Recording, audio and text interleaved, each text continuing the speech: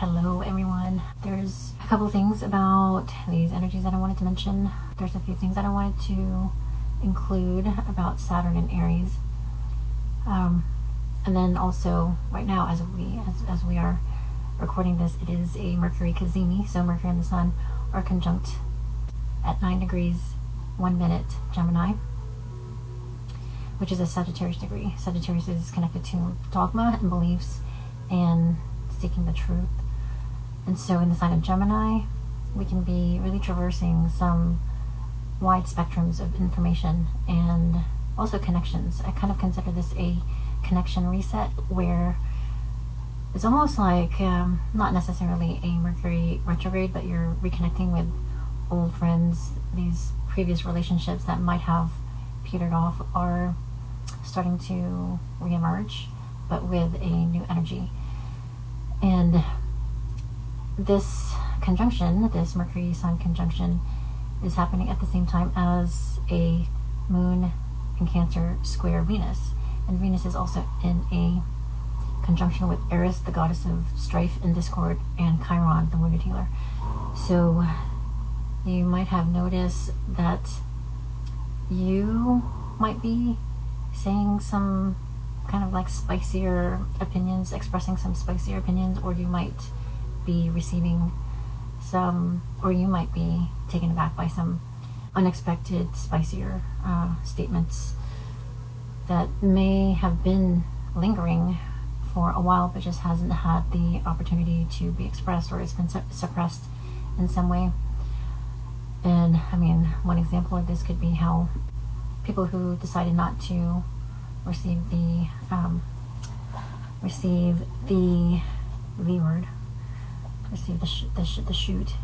shot, the needle. One way this could be playing out is in the relationships that have not been mended, or you know, whether there are any plans for mending or not, but the friendships, the relationships that fell away when one person decided not to go along with the narrative of, you know, do it for your community, you know, getting stuck with a needle. And people have kind of brushed it under the rug, or haven't really just come clean about it. And with this conjunction with Eris and Chiron, this is definitely the energy of calling out those wounds and bringing attention to the offense, you know, like calling out the offense. And maybe with Venus in the mix as well, this can be kind of like inverting the shame, throwing it back in their face, because Venus is that mirror. Like Venus is holding up that mirror for people to see their shadows. And I was looking at the Sabian symbol for where Chiron and Eris are at 26 Aries. they're at 25 degrees and 44 minutes Aries, but Sabian symbols you round up. So the Sabian symbol for that degree is a man possessed of more gifts than he can hold. And so on Dane Rudyard's, I think it's like mindvalley.com,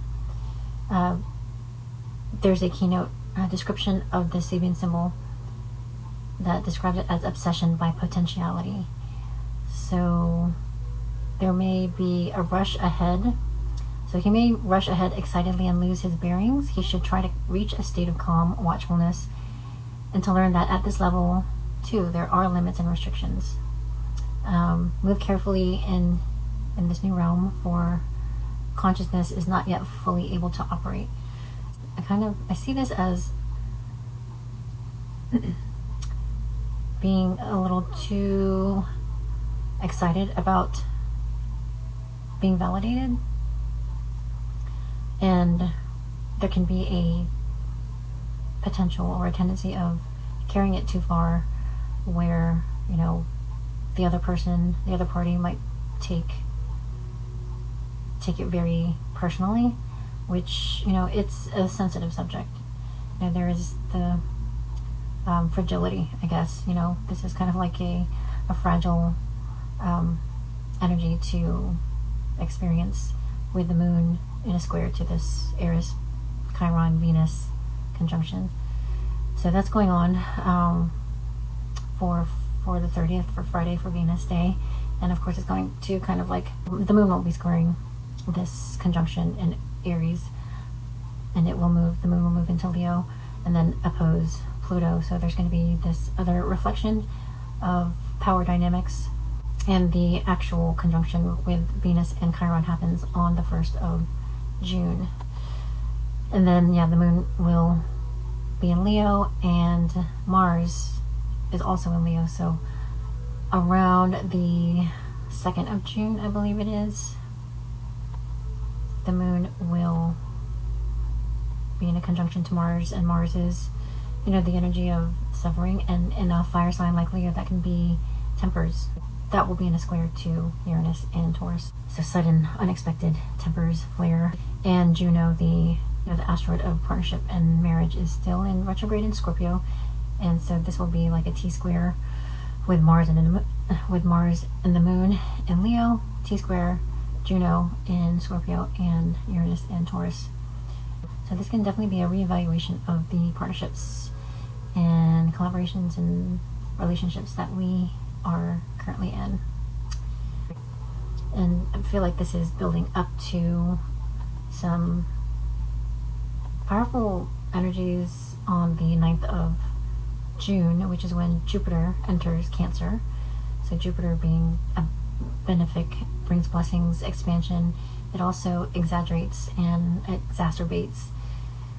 So it's not, it's not always, the outcome isn't always super like blissful.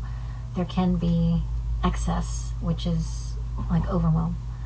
And so when Jupiter enters Cancer, I mean, this is going to be leaving Jupiter. I mean, this is going to be leaving Gemini, which can be a blessing because Jupiter in Gemini has been a lot to handle, especially for the mutable signs, Pisces, Virgo, Sagittarius. So Jupiter moving into the sign of Cancer will be trining the energies of the North Node in Pisces, but it will be in a square to the new energies in Eris, which is Saturn and Neptune.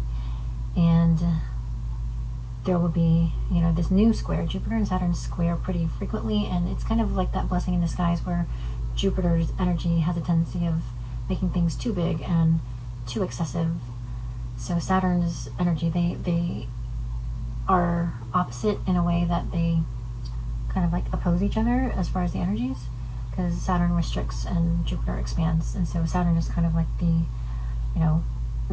balancing of Jupiter's excess. Jupiter wants to expand and go forward, and Saturn wants to restrict and limit. So they balance each other out. So even though it's a square, it's a square that allows us to like evolve. It creates the tension. It creates enough tension so that movement can be made. It's got to like kind of almost like force things out of stagnation. And with Neptune there, Neptune kind of softens that, in my opinion. It is in the sign of Aries, but one thing that I also wanted to mention is how the last time Saturn was in Aries was in 96. So that was, when I think back to that time, that was during college, like my second year of college. So Saturn in Aries really being that energy of, like I've heard people say, no one's going to save you. You really have to kind of figure things out on your own. What are you doing, Boo? You want to come up here? Yeah. He wanted to say hi. Okay.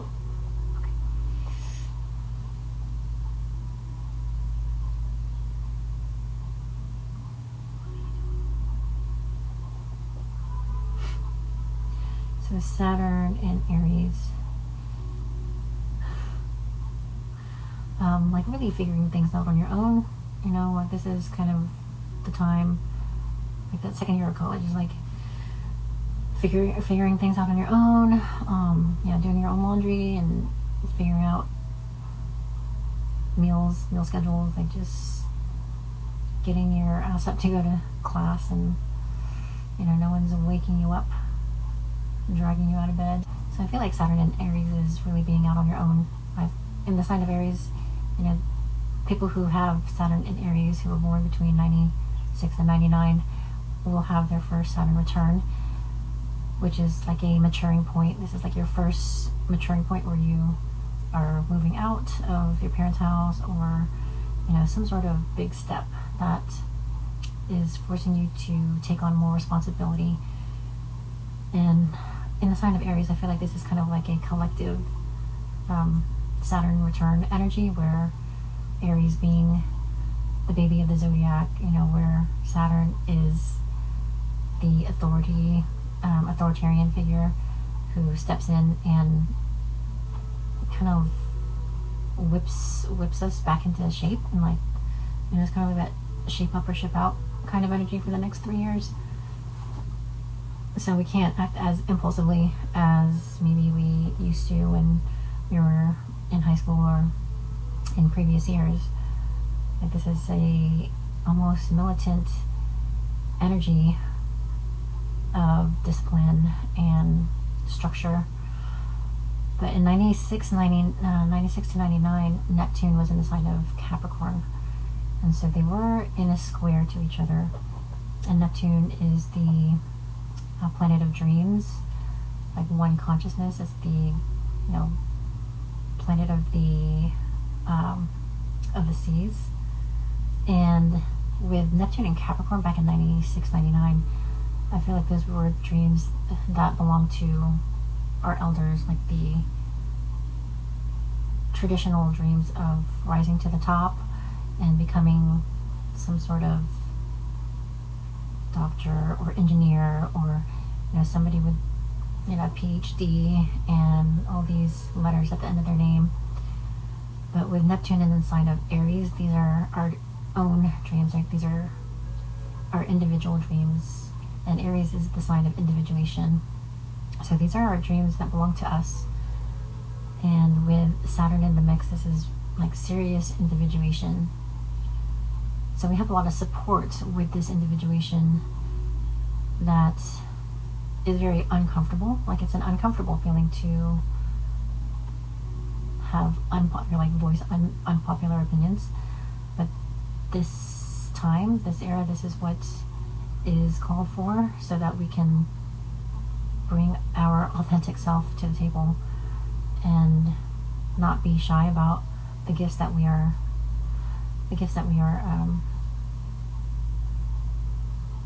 not be shy about the gifts that we are carrying, that we might have been suppressing for how many years now, how many generations. And, you know, all with good intentions, but at the expense of our highest potential. So now that we have all of these outer planets moving to new signs, you know, Pluto's in Aquarius, Uranus is about to enter Gemini.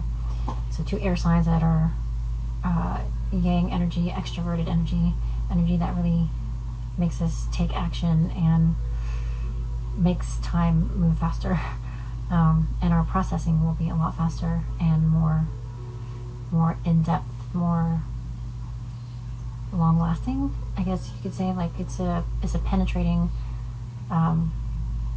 energy with Pluto in Aquarius and Uranus in Gemini. Like, I feel like the systemic problems will be able to be solved a lot faster with Pluto in Aquarius and Uranus in Gemini. We'll be able to come to a lot more answers and solutions to these ridiculous, absurd problems that have been existing without enough like questioning. You know, we just kind of blindly accepted these issues and they've outrun its course. You know, like, we've seen too many consequences. We've seen it's time for reparations to come about. So yeah, it's just like we've had enough, basically.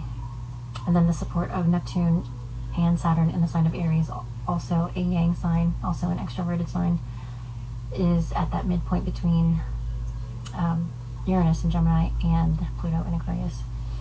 So the same day that Jupiter moves into Cancer on the 9th of June, there's a whole other slew of transits happening.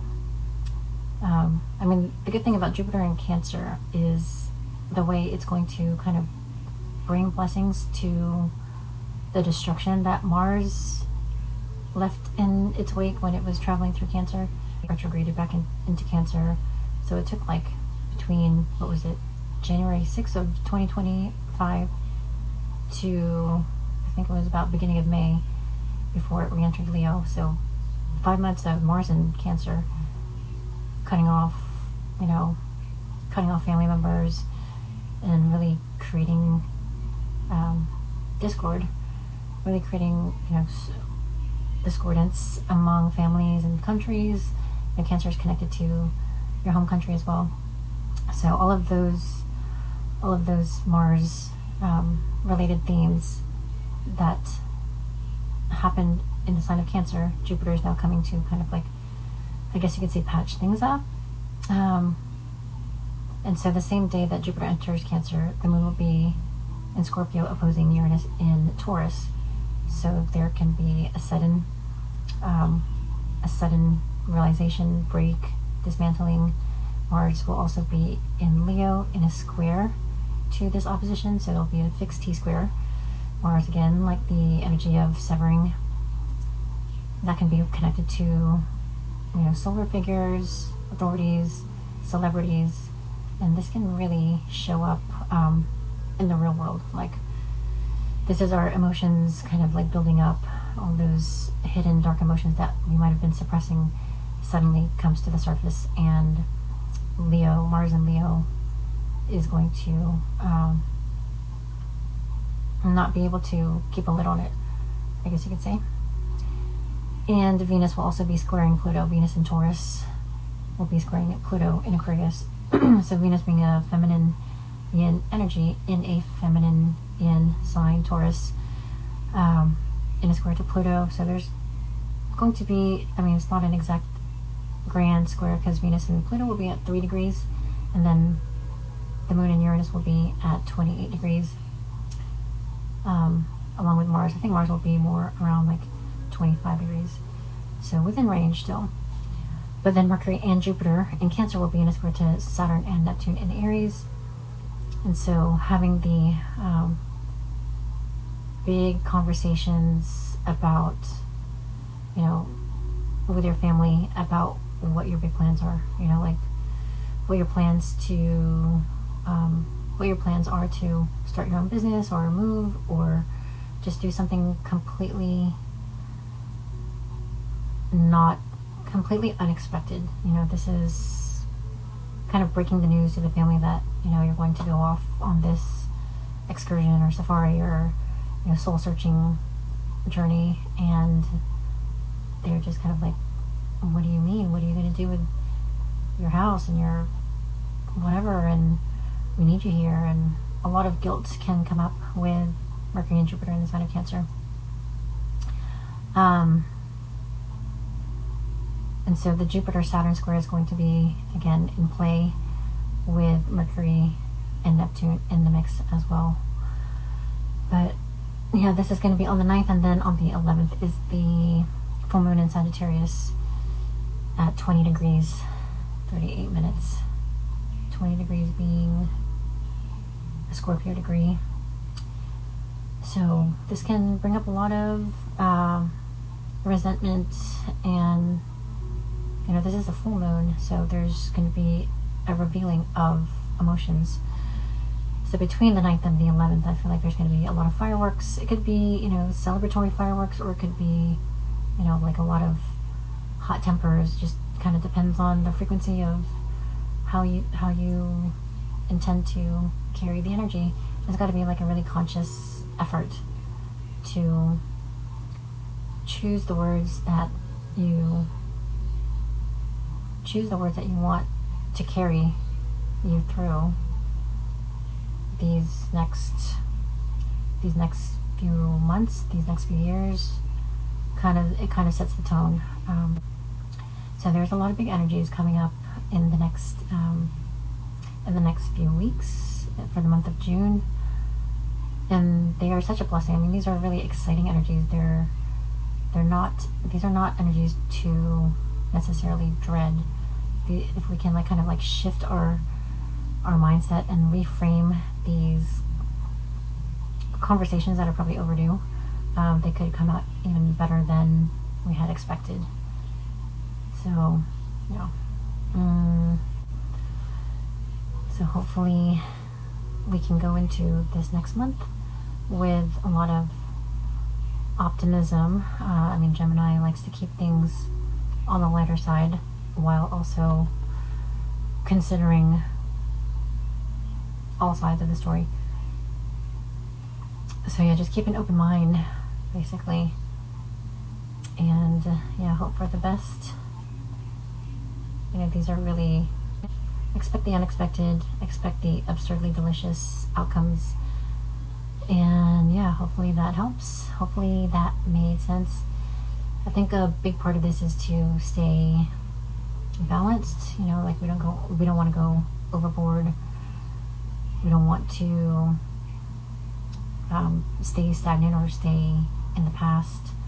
And I think that's what Saturn in Aries is really helping us do, is stay disciplined in order to sustain for the long haul, and like not going full throttle right out of the gate, keeping the energy levels paced.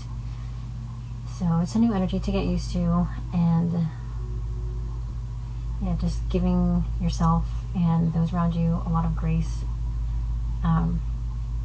space, and patience. So yeah, thank you for sticking around. Hopefully that helps. Let me know if you're curious about how these energies are affecting your chart, and I would be happy to unfold them for you. So yeah, thanks again. All the best. Take care.